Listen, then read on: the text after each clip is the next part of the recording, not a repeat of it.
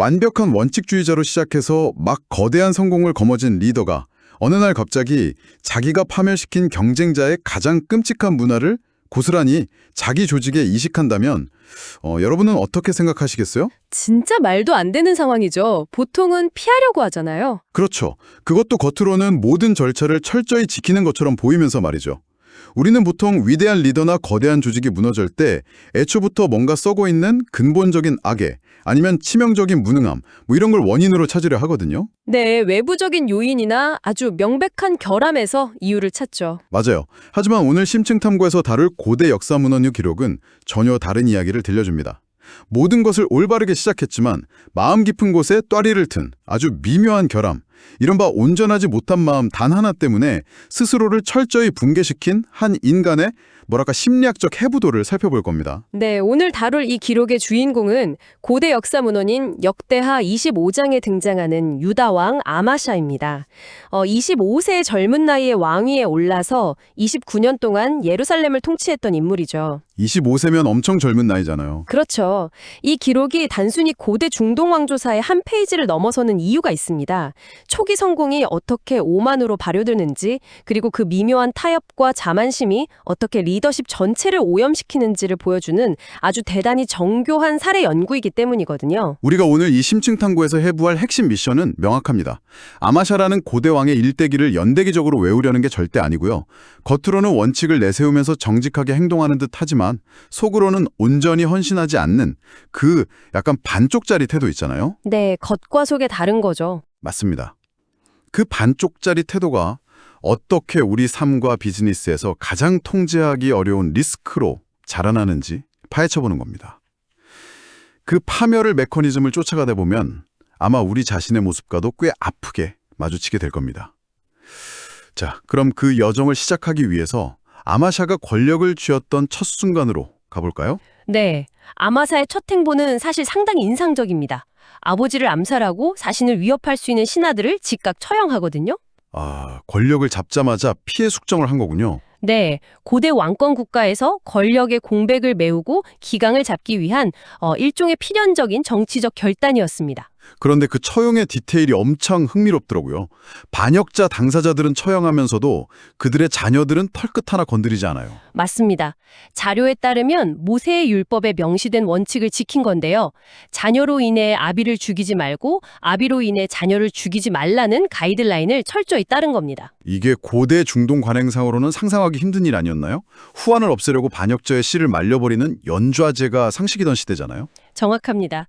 자신의 정치적 안전보다 명문화된 원칙을 우위에 둔 거죠. 이 정도면 대단히 이성적이고 스스로 통제력이 엄청난 리더십 아닙니까? 네, 정치적 본능을 억누르고 원칙을 선택했다는 점에서 그의 통치 초기는 분명 긍정적인 평가를 받을 만합니다. 자신의 어떤 감정적 두려움보다 객관적 법치주의를 앞세운 것이니까요. 하지만 이 원칙주의적인 태도는 그가 국가 단위의 군사작전을 기획하면서 곧바로 거대한 딜레마에 부딪히게 됩니다. 그 첫 번째 시험대 말이죠. 국가 예산이 통째로 흔들리는 순간이었어요. 기록을 보면 아마샤는 30만 명의 유다 군대를 소집하고도 전력의 부족함을 느꼈나 봐요. 그래서 북쪽 이스라엘 왕국에 은 100달란트를 지불하고 무려 10만 명의 용병을 고용합니다. 네, 은 100달란트면 당시 국가의 한 해 예산에 육박하는 막대한 자본입니다. 엄청난 투자죠. 그런데 모든 계약을 다 끝내고 이제 출정만 앞둔 시점에 갑자기 한 선지자가 찾아와서 치명적인 제동을 겁니다. 이스라엘 군대와 함께 전쟁에 나가지 말라는 통보였죠. 맞아요. 선지자가 내세운 명분은 정치적 계산이 아니라 철저히 신학적인 이유였습니다.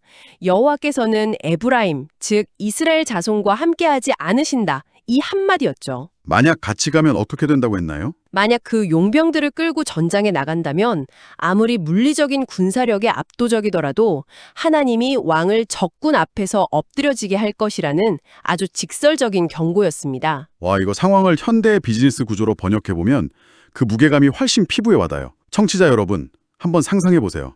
회사의 신규 핵심 프로젝트를 위해서 업계 최고의 파트너사를 섭외했어요. 그리고 환불 불가능한 조건으로 천문학적인 계약금을 이미 입금한 상태인 겁니다. 정말 피가 마르는 상황이네요. 그렇죠. 그런데 내부 감사관이 갑자기 찾아와서 저 파트너 회사는 심각한 도덕적 리스크를 안고 있으니 계약금은 전부 포기하더라도 당장 손을 떼야 합니다. 이렇게 보고하는 상황인 거예요. 이때 아마샤의 입에서 튀어나온 첫 마디가 내가 이스라엘 군대에게 이미 준 은 100달란트는 어떻게 하느냐 이거였습니다. 너무나도 현실적인 반응이죠. 경제학에서 말하는 전형적인 매몰 비용 오류가 작동하는 순간입니다. 아, 그 썬크 코스트 펠러시 말씀이시죠? 네, 인간의 뇌는 이미 투자된 자본이나 시간을 잃어버리는 것을 생존에 대한 위협으로 인지하도록 설계되어 있거든요. 손실 회피 편향 때문에 잘못된 결정인 줄 뻔히 알면서도 궤도를 수정하지 못하는 치명적인 함정이죠. 특히 그 스케일이 국가 단위의 예산이라면 리더가 그 투자금을 하루아침에 포기하는 건 엄청난 정치적 타격을 감수해야 하는 일잖아요. 맞습니다. 그런데 여기서 놀라운 반전이 일어납니다. 선지자가 하나님이 그보다 훨씬 더 많은 것을 당신에게 주실 수 있다. 이렇게 답을 하니까요. 아마샤가 그 100달란트를 쿨하게 백지화하고 10만 명의 용병을 그대로 돌려보냅니다. 저는 솔직히 이 결정 하나만큼은 리더로서 보여줄 수 있는 최고의 결단력이라고 평가하고 싶어요. 눈앞에 막대한 경제적 손실을 감내하고 장기적인 원칙을 선택한 거니까요. 네, 일방적으로 계약이 파기된 이스라엘 용병들은 극도로 분노하면서 고향으로 돌아가긴 했지만 말이죠. 리더십의 관점에서 볼 때 이 순간이 아마샤 초기 통치의 정점을 찍은 순간이라고 볼 수 있습니다. 매몰 비용의 환상을 끊어내는 건 어느 시대나 진짜 달성하기 어려운 과제니까요. 그렇죠. 그리고 원칙을 지킨 이 선택의 결과로 그는 남쪽 에돔과의 전쟁에서 아주 압도적인 대승을 거둡니다. 염곡이라는 곳에서 1만 명을 죽이고 또 다른 1만 명을 사로잡아 바위 꼭대기에서 밀쳐 떨어뜨리는 잔혹하고도 압도적인 승전보를 울리죠. 자, 이 대목에서 브레이크를 좀 강하게 밟아보겠습니다. 여러분, 아마샤는 막대한 매몰 비용을 포기하는 올바른 결정을 내렸고 대승을 거뒀습니다.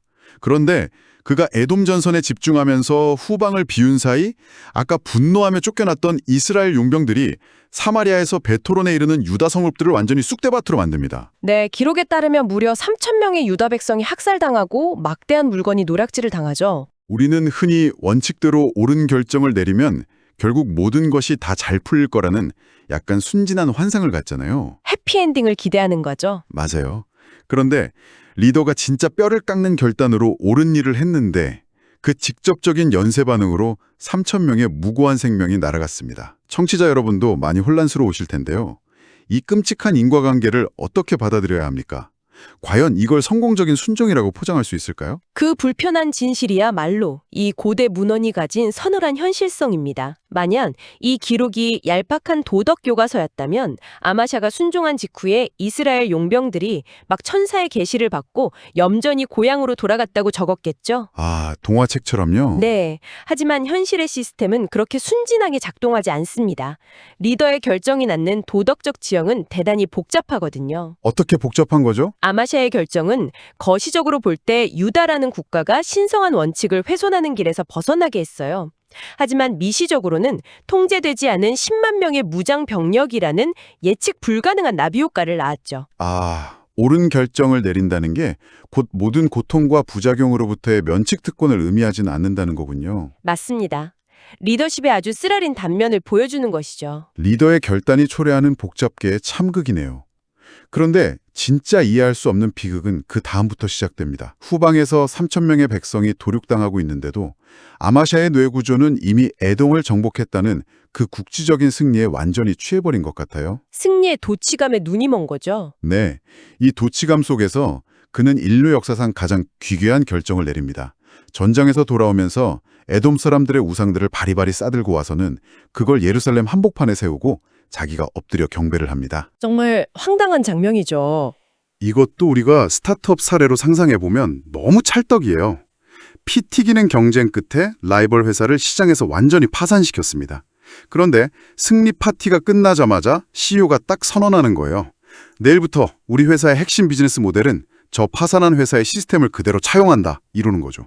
완벽한 비유네요. 도대체 왜 인간은 자신이 짓밟고 이긴 대상의 핵심 문화를, 그것도 패배의 원인이 된 그 문화를 흡수하려고 드는 걸까요? 그 모순적인 행동을 이해하려면 고대 사회에서 신이라는 존재가 상징하는 정치적 메커니즘을 들여다봐야 합니다. 종교 이상의 의미가 있는 건가요? 네, 에돔의 우상을 들여왔다는 건 단순히 종교를 바꿨다는 뜻이 아닙니다. 당시 이스라엘의 하나님은 선지자들을 통해 왕의 도덕성을 율법으로 통제하고 그들의 권력을 견제하는 시스템이었거든요. 아, 왕의 권력을 제한하는 장치였군요. 반면에 주변국인 에돔이나 이방의 신들은 철저히 왕의 무소구리한 권력과 억압적인 통제력을 정당화해주는 도구였죠. 아마샤는 겉으로는 에돔을 물리치고 승리했지만 내면 깊은 곳에서는 에돔 왕들이 누렸던 그 견제받지 않는 절대 권력의 달콤함에 완전히 매료되었던 겁니다. 아까 오프닝에서 말씀하셨던 그 온전하지 못한 마음의 실체가 바로 이거군요. 네, 그는 율법을 따르는 척했지만 사실은 통제받지 않는 권력을 향한 타는 듯한 갈증을 안고 있었고 패배자의 우상이 그 숨겨진 욕망에 완벽한 명분을 제공한 셈입니다. 율법의 통제를 벗어나 무한한 권력을 쥐고 싶은 욕망의 발현이었네요. 이 상황을 가만히 지켜볼 리 없는 하나님이 또다시 선지자를 보냅니다. 이번 선지자의 입에서는 아주 날카로운 팩트 폭력이 쏟아지죠. 뼈를 때리는 말이었죠. 저 신들은 자기 백성을 당신의 칼끝에서도 구원하지 못한 쓰레기인데 왜 당신은 그 패배한 신들에게 구원과 미래를 붓고 있습니까? 이렇게요? 완벽한 논리적 모순을 지적한 겁니다. 예전 100달란트 사건 때의 아마샤였다면 이 서늘한 팩트체크 앞에서 멈칫했을 텐데요. 하지만 이미 오만함의 임계점을 넘은 아마샤의 반응은 예전과 전혀 달랐습니다. 팩트에 기반한 비판적 피드백을 수용하는 대신에 물리적인 폭력으로 조언자의 입을 틀어막아버리죠. 네, 선지자의 말이 채 끝나기도 전에 아마샤가 소리칩니다. 우리가 너를 왕의 모사로 삼았느냐? 그치라 어찌하여 맞으려 하느냐? 폭력적인 협박이죠. 정말 끔찍한 폭언입니다. 바른 말을 하는 조언자를 향해서 내 권위에 도전하면 육체적 고통을 가하겠다 이렇게 협박하는 독재자만 남은 거예요. 이 순간이 바로 조직이나 개인이 파멸로 향하는 그 돌아올 수 없는 강을 건너는 지점 아닙니까? 맞습니다. 조직 행동론에서도 이를 조직 붕괴의 가장 확실한 선행 지표로 봅니다. 아, 비판을 수용하지 못하는 거요? 네. 리더가 내부의 비판적 피드백을 자신에 대한 인신공격이나 충성도 부족으로 해석하기 시작할 때 그 조직의 자가 정화 능력은 완전히 상실되거든요. 선지자는 왕이 내 경고를 물리치니 하나님이 왕을 멸하시기로 결정하신 줄 아노라 라는 묵직한 선고를 남기고 떠납니다. 이제 아마샤라는 기관차는 브레이크가 완전히 파열된 채 벼랑을 향해 가속 페달을 밟게 되네요. 눈과 길이 모두 닫아버린 이 폭주 기관차가 향한 다음 목적지는 더 기가 막힙니다. 에돔을 한번 이겼다는 그 알량한 교만함이 그의 인지 능력을 완전히 마부시켜버렸어요. 상황 파악을 전혀 못하게 된 거죠. 네, 자신의 체급을 망각한 채 당시 압도적인 군사 강국이었던 북쪽 이스라엘의 왕 요아스에게 사신을 보냅니다. 오라, 우리가 서로 대면하자. 한판 붙자고 전면전을 벌이자는 노골적인 도발이었죠. 자살 행위나 다름없는 도발이었습니다. 이 선전포고를 받은 이스라엘 왕 요아스의 대응이 참으로 문학적이고 재밌어요. 즉각적인 군사행동 대신에 고대 방식의 정교한 우화 하나를 던집니다. 약간 고대식 디스전이나 트래시토크 같은 느낌이랄까요? 레바논의 가시나무 비유를 들려주죠. 네, 레바논 가시나무가 레바논 백향목에게 사돈을 맺자고 거들먹거리다가 지나가는 들짐승의 발굽에 짓밟히고 말았다. 네가 에돔 좀 이겼다고 교만하여 마음이 높아졌는데 그냥 내 궁에 편히 머물러라. 어찌하여 화를 자초하여 너와 유다가 함께 망하려 하느냐? 이렇게 말하죠. 대단히 뼈아픈 팩트 폭력이죠. 이 비유를 가만히 들여다보면 단순히 콧대 높은 왕의 건방진 조롱을 넘어선 아주 차가운 현실 직시라는 걸 알 수 있습니다. 전문가님, 요아스의 이 말은 어떻게 분석할 수 있을까요? 요아스의 우화는 교만에 빠진 리더들이 겪는 치명적인 인지 편향, 커그니티브 바이어스의 메커니즘을 완벽하게 해체하고 있습니다. 국지적인 전투에서의 작은 성공은 종종 리더의 뇌에 도파민을 쏟아부어서 자신의 역량을 과대평가하게 만들거든요. 스스로를 볼품없는 가시나무가 아닌 거대한 백향목으로 착각하는 거군요. 그렇죠. 하지만 요아스가 지적한 거시적인 판도의 현실은 냉혹했습니다. 이스라엘이라는 국가는 유다가 감당할 수 없는 거대한 들짐승이었거든요. 아마샤는 작은 성공에 취해 나를 짓밟을 수 있는 외부 환경의 압도적인 위협을 완전히 과소평가하는 치명적인 시야 협착증에 걸려 있었던 겁니다. 하지만 비판 회로가 다 타버린 아마샤에게 이 객관적인 전력 분석이 들린 리 없었죠. 끝내 고짐을 부려서 벳세메스라는 평원에서 이스라엘과 정면 충돌합니다. 그 결과는 어땠나요? 그야말로 철저한 파괴였습니다. 백향목을 부러뜨리겠다며 덤겨든 가시나무는 짓밟히는 수준을 넘어 아예 뿌리채 뽑혀버리죠. 완전히 박살이 났군요. 유다 군대는 괴멸당하고 아마샤는 포로로 사로잡혀 자신의 수도인 예루살렘으로 끌려가는 엄청난 굴욕을 겪습니다. 더욱 참담한 것은 국가 인프라의 붕괴입니다. 이스라엘 군대는 예루살렘을 방어하는 성벽을 무려 400규빗, 약 180m 구간이나 완전히 헐어버립니다. 180m면 안부의 심장부가 뻥 뚫려버린 거네요. 맞습니다. 게다가 하나님의 전에 있던 성물들과 왕궁의 금은보화는 모조리 약탈당하고 유다의 유력한 인사들은 인질로 사마리아에 끌려가게 되죠. 초반에 그 매물 비용 100달란트를 쿨하게 포기하면서 지켰던 국가의 존엄과 국고가 단 한 번에 통제되지 않은 오만함으로 인해서 산산조각이 났습니다. 참 허무한 결말이죠. 보통의 비극적인 역사서라면 뭐 그렇게 오만한 왕은 멸망했다 이렇게 마침표를 찍겠죠. 하지만 제가 이 자료를 보며 가장 소름이 돋았던 부분은 아마샤의 서사가 여기서 끝나지 않는다는 점입니다. 그렇습니다. 기록의 마지막을 보면 아마샤에게 내려진 가장 잔인한 형벌이 무엇이었는지 드러나죠. 성벽이 무너지고 국고가 텅 빈 이후의 삶 말인가요? 네, 자신을 짓밟고 성벽을 허물었던 이스라엘 왕 요아스가 죽은 이후에도 아마샤는 무려 15년을 더 왕으로 생존했습니다. 하지만 그것은 권력을 누리는 삶이 아니라 산송장과 같은 끔찍한 생존이었죠. 15년이라는 시간. 이건 단순히 생명이 연장된 축복이 아니라 자기가 자초한 재앙을 매일매일 맨정신으로 목도해야 하는 형벌의 시간이었을 겁니다. 그 시간이 가져온 궁극적인 결론은 무엇입니까? 우리가 이야기 서두에 다루었던 온전하지 않은 마음의 최종적인 결과물입니다. 하나님을 배신하고 패배자의 우상을 탐했던 리더, 그리고 자신의 오만함으로 예루살렘을 폐허로 만든 리더를 백성들이 더 이상 용납할 리 없었죠. 민심이 완전히 돌아선 거군요. 네, 예루살렘 내부에서 거대한 반역이 조직됩니다. 아마샤는 생명을 부지하기 위해 군사 요새인 라기스라는 도시로 도망치지만 반역자들은 끝까지 암살단을 보내어 기어코 그를 처형하죠. 와, 한때 30만의 군대를 호령하고 10만 명의 용병을 고용하던 막강한 군주의 최후치고는 너무도 초라합니다. 맞습니다. 왕의 명예로운 운구 행렬도 없이 그의 시신은 그저 말에 대충 실려 예루살렘으로 돌아와 조상들의 무덤에 묻히고 맙니다. 시작은 그 누구보다 원칙적이었지만 끝은 가장 비참한 반역의 희생양이었군요. 자, 이제 이 치열하고도 복잡한 기록이 오늘날 우리에게 던지는 날카로운 질문들을 정리해 볼 시간입니다. 이 3000년 전의 해부도는 우리가 무심코 지나치는 성공의 이면에 어떤 함정들이 도사리고 있는지 명확한 경고를 보내고 있거든요. 가장 중요한 첫 번째 통찰은 아무리 위대한 원칙으로 시작했다 하더라도 성공의 달콤함이 찾아오는 바로 그 순간이 가장 위험한 타락의 기점이라는 사실입니다. 아마샤는 에돔을 정복한 후 자신이 물리친 실패자들의 나쁜 습관, 즉 패배자의 우상을 자신의 시스템 안에 허용했습니다. 성공에 취해 억압적이고 통제받지 않는 권력을 탐했던 것이죠. 맞아요. 그리고 거기에 더해 리더의 오만함이 임계점을 넘었음을 알리는 아주 확실한 신호는 비판적 조언의 차단입니다. 자신을 향해 팩트를 던지는 조언자를 향해서 막기준의 입을 닫아라 이렇게 협박하는 순간 리더는 현실 감각을 잃고 맙니다. 자신보다 거대한 환경의 위협을 과소평가하게 되며 결국 파국을 피할 수 없게 되는 거죠. 이 시점을 살아가는 우리 역시 매일매일 크고 작은 성취를 이뤄내며 살아갑니다. 청취자 여러분, 이 기록을 들여다보면서 스스로에게 아주 냉정한 질문을 던져보셨으면 좋겠습니다. 혹시 여러분의 삶이나 조직 안에 성공이라는 화려한 이름표를 달고 은근슬쩍 스며들어온 패배자의 우상은 없는지 말입니다. 점검이 꼭 필요하죠. 네, 혹은 누군가가 나를 살리기 위해 던지는 그 뼈아프고 불편한 조언을 향해서 속으로 네가 나의 모사냐? 내 권위에 도전하지 마라. 이렇게 밀어내고 있지는 않은지 돌아볼 필요가 있습니다. 뼈아픈 조언을 들을 수 있는 귀가 진짜 실력이니까요. 맞습니다. 그리고 이 심층 탐구를 마치면서 여러분이 일상으로 돌아가 조용히 곱씹어 보실 만한 마지막 화두를 하나 남겨드리고자 합니다.